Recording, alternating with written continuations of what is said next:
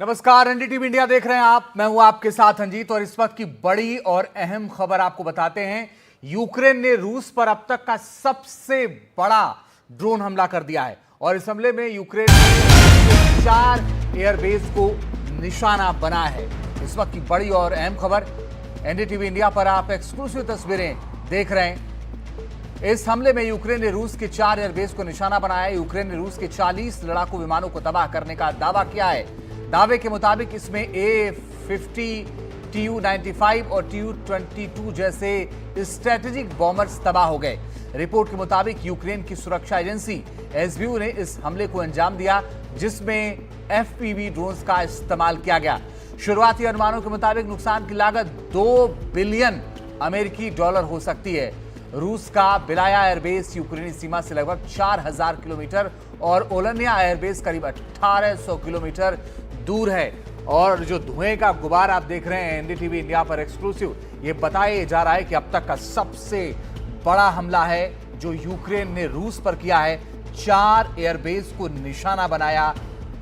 बताया जा रहा है कि 40 एयरक्राफ्ट तबाह कर दिए हैं, जिसमें कई सारे महत्वपूर्ण एयरक्राफ्ट थे जिनको तबाह करने का दावा फिलहाल यूक्रेन कर रहा है। और यह कहा जा रहा है कि यूक्रेन की जो एजेंसी है उसने इसको अंजाम दिया है। और हमारे सहयोगी उमाशंकर बता रहे हैं कि कैसे आखिर इतना बड़ा हमला अंजाम दिया गया। 2022 फरवरी में रूस यूक्रेन युद्ध शुरू हुआ और रविवार का यूक्रेन का हमला रूस के भीतर सबसे बड़ा हमला माना जा रहा है। इसे ऑपरेशन स्पाइडर वेब का नाम दिया गया। इस हमले में रूस के 4 एयरबेस को निशाना बनाए जाने की खबर है। इसमें मॉस्को के पास के 2 क्षेत्रों इवानोवो और रयाजान के अलावा मुर्मांस्क और इरकुत्स्क क्षेत्र तक के एयरबेस पर हमला किया गया, जिसकी रूस यूक्रेन सीमा से हवाई दूरी जो है करीब 4500 किलोमीटर है। यूक्रेन के इन हमलों को रूस के लिए पर्ल हार्बर मोमेंट भी कहा जा रहा है। सवाल है कि इतने बड़े पैमाने पर और इतनी दूर तक यूक्रेन के ड्रोन्स ने कैसे मार किया, क्यों रूस का एयर डिफेंस सिस्टम इसे पकड़ पाने में नाकाम रहा। इसे कुछ फोटोज के जरिए समझने की कोशिश करते हैं। पिक्चर नंबर 1 ये बताता है कि यूक्रेन की तरफ से आ रही रिपोर्ट जो है वो कहती है कि यूक्रेन की जो सिक्योरिटी सर्विस है उसने यूक्रेन पर इतने बड़े ड्रोन हमले की जो योजना है उस पर 1.5 साल पहले काम करना शुरू किया और इसके लिए उसने FPV ड्रोन्स के जो पैकेट्स हैं वो रूस के भीतर पहुंचाए, जो कि पिक्चर नंबर 2 बताती है। इसे किस तरह पहुंचाया गया इसका खुलासा नहीं किया गया है, लेकिन जब ये ड्रोन एक बार रूस पहुंच गए इसके बाद उन ड्रोन्स को कंटेनर नुमा बक्सों में कतार से सजाया गया, जैसा कि इस फोटो में आप देख रहे हैं। इन कंटेनरों का ढक्कन रिमोट कंट्रोल से खिसकाया जा सकता था, उसे उस तरह से बनाया गया। और उसके बाद हम आते हैं फोटो नंबर 4 पर। इन कंटेनरों को लकड़ी के बने बड़े केबिन के भीतर रखा गया और इन केबिनों को ट्रक पर रखा गया और इन केबिनों के छत को भी रिमोट कंट्रोल से खुलने वाला बनाया गया। और इसका नतीजा क्या हुआ, ये जो वीडियो है उसमें आपको नजर आएगा, जिसमें ट्रक पर लदे जो केबिन है उससे ड्रोन उड़ता हुआ दिख रहा है और ये ड्रोन उड़कर जो है वो रूस के ठिकानों पर हमले कर रहा है। उन बक्सों को ट्रक पर लकड़ी के बने कंटेनरनुमा घरों के अंदर जो रखा गया उसको सही समय पर ट्रकों की केबिन से छत को खोलकर उसे उड़ाया गया उन ड्रोन्स को, और वो इस तस्वीर में साफ नजर आती है। और जो तस्वीरें आई हैं उसमें साफ ये देखा जा सकता है कि ड्रोन जो ट्रक पर लदे जो केबिन है उससे कैसे निकल रहे हैं और उसके ठिकानों पर किस तरह से हमले कर रहे हैं। ये भी जानकारी आई कि स्पाइडर वेब योजना को अंजाम देने वाले तमाम जो एजेंट्स हैं, जो यूक्रेन के एजेंट हैं, वो समय रहते घर लौट चुके हैं, अपने देश वापस आ चुके हैं। और इस हमले की प्लानिंग और एग्जीक्यूशन को देखें तो ये कुछ लेबनान में इजराइल की तरफ से जो पेजर धमाके किए गए थे उसी तरह का लगता है। और इस पर बात करने के लिए मेरे साथ जाकिर हुसैन साहब जुड़ गए हैं, farmer senior fellow at Indian council of world affairs. बहुत स्वागत है सर आपका। और साथ ही मेरे सहयोगी उमाशंकर भी जुड़ गए हैं। उमाशंकर, आपने बहुत विस्तार से बताया कि कैसे हमला हुआ, लेकिन नुकसान के भी बारे में जानकारी दीजिए कि कितना नुकसान रूस को हुआ है। जी देखिए, $200 बिलियन के नुकसान की बात की जा रही है, लेकिन जो अभी हमने रिपोर्ट दिखाई है उससे ज्यादा बात आगे जाती है। ये भी जानकारी आ रही है कि इसमें इस हमले में एआई का इस्तेमाल किया गया और यूक्रेन के जो पोल्टोवा म्यूजियम में जो T-95 जो एयरक्राफ्ट रखे हुए हैं, जिनका मॉडल रखा हुआ है, उन मॉडल्स के इस्तेमाल के जरिए उसकी प्रैक्टिस की गई कि कैसे TU-95 एयरक्राफ्ट को निशाना बनाया जाएगा। तो बहुत ही एक विस्तारित योजना थी और यूक्रेन की मीडिया में ये भी कहा जा रहा है कि राष्ट्रपति ट्रंप ने जब व्हाइट हाउस में कहा था राष्ट्रपति जेलेंस्की को कि डोंट हैव कार्ड, तो यूक्रेन के पास अभी भी कुछ कार्ड है जिसका कि एक अभी उसने मुजाहिरा किया है, एक उदाहरण उसने अभी दिखाया है और 4 एयर बेसेस को इस तरह से निशाना बनाया है जो हजारों किलोमीटर दूर हैं यूक्रेन की सीमा से। तो एक बहुत बड़ा हमला। और दूसरी बात ये इन भी कही हमलों जा को रही है रोक कि क्यों नहीं पाया रूस, उमाशंकर?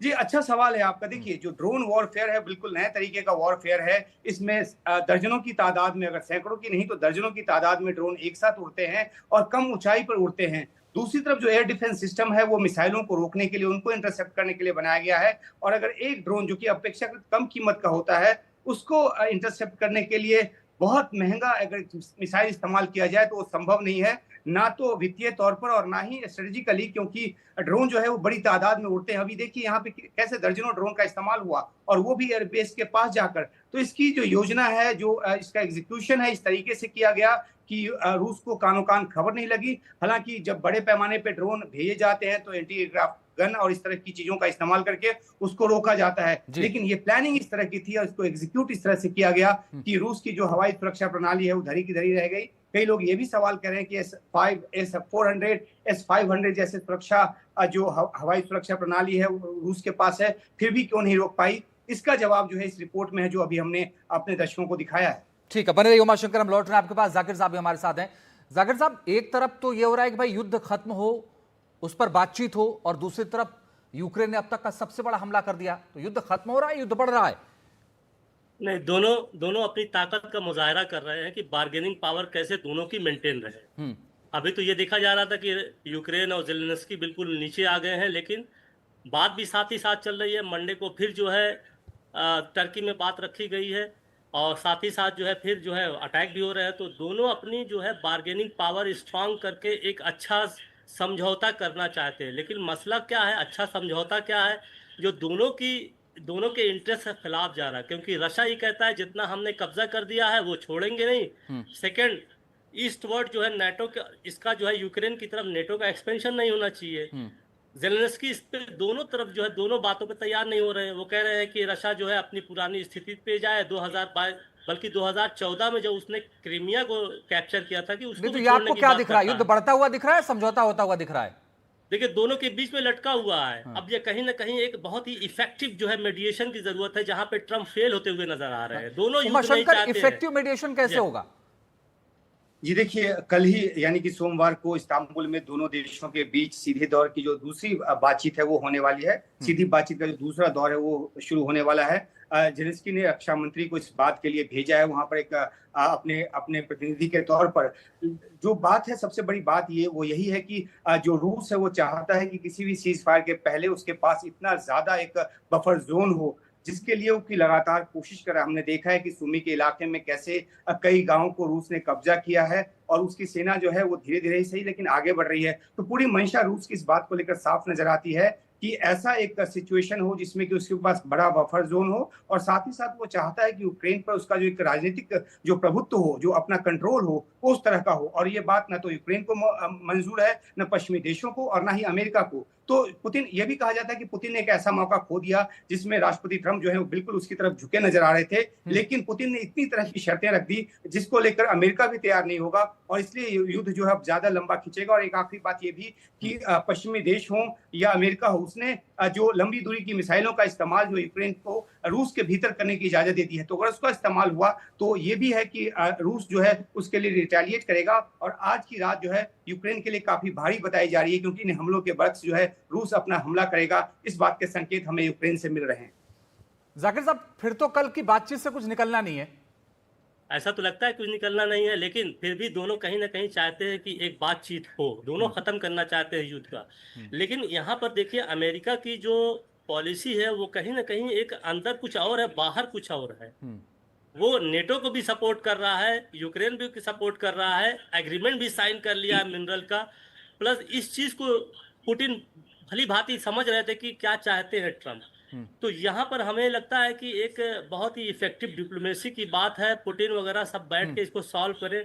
अदरवाइज इस लड़ाई में कुछ लगता नहीं है कुछ निकल ठीक, के उमाशंकर आएगा। कुछ कहना चाह रहे हैं, बोलिए। जी मेरा ये मानना है कि राष्ट्रपति ट्रम्प जो है वो मिसकैलकुलेशन के शिकार हुए। उनको लगा कि यूक्रेन को वो दबा लेंगे और पुतिन जो है उनकी शर्तों को मान लेंगे। तो यही मिसकैलकुलेशन जो है वो ट्रम्प को सता रहा है। तभी वो कभी पुतिन को क्रेजी कह रहे हैं, कभी ये कह रहे हैं कि सैंक्शंस उस पर लगाएंगे, और जो ये मसला है जो सॉल्व नहीं हो रहा। दूसरी तरफ पुतिन इस भरोसे बैठे हैं कि जब वो बफर जोन बन जाएगा और उनके पास जो इतनी मिलिट्री जो माइट है वो है कि वो यूक्रेन को झुका लेंगे। तो दोनों ही तरफ से स्टैंड ऑफ जो है बना हुआ है, और जो अमेरिका है वो जो मध्यस्थता की बात दुनिया भर में करता फिर रहा है, उसकी मध्यस्थता इस मामले में कम से कम कहीं से भी सजती नजर नहीं आ रही।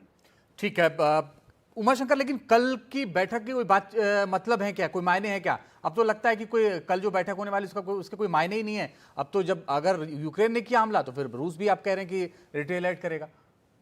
जी बिल्कुल, देखिए इस बातचीत जो है उसकी प्रक्रिया चलती रहेगी, चाहे हमले चलते रहें, क्योंकि कोई भी पीस निगोशिएशन जो है वो जब चलेगा तभी जाके सीज फायर की कोई सूरत हाल नजर आएगी। क्योंकि अभी तक कोई भी सीज फायर हुआ नहीं है। 30 दिनों के सीज फायर का जो प्रस्ताव था अमेरिका की तरफ से रखा गया था, यूक्रेन ने उसको माना नहीं, रूस ने उसको माना नहीं, यूक्रेन उसके लिए तैयार था।